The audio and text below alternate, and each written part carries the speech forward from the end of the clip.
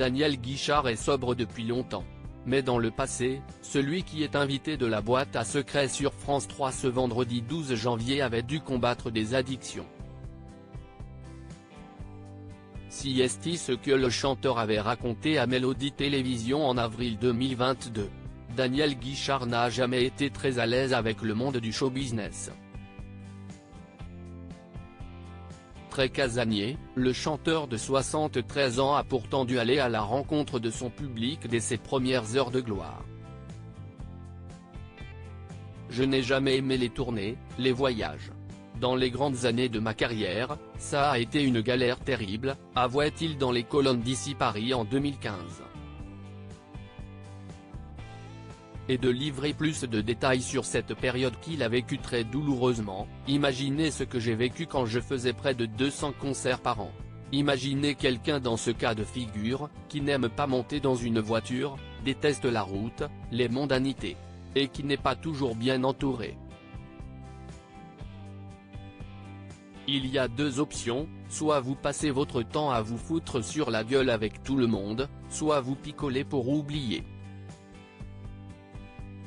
Si est ainsi que Daniel Guichard s'est réfugié dans l'alcool et les cigarettes, je n'ai jamais touché à la cam, sous quelque forme que ce soit.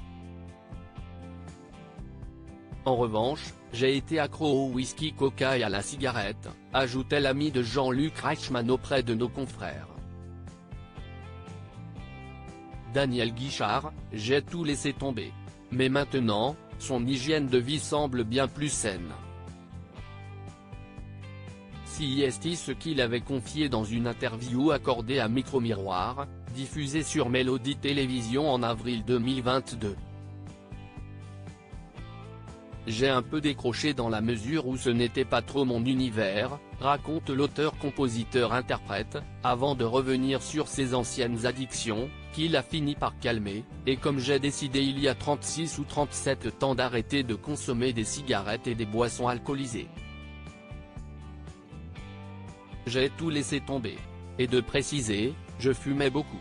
C'était whisky, coca, puis ça a été le champagne. C'était surtout 3 paquets de gitane par jour.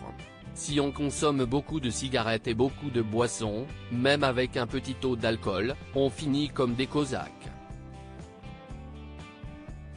Il faut quand même lever le pied. Visiblement, Daniel Guichard est devenu casanier. Pour son plus grand bonheur, je me suis rendu compte que, dans le show business, on disait quand même beaucoup de conneries et que ça tournait un peu à vide. Passer du temps à dire n'importe quoi. Je préfère rester chez moi. Des confidences on ne peut plus claires.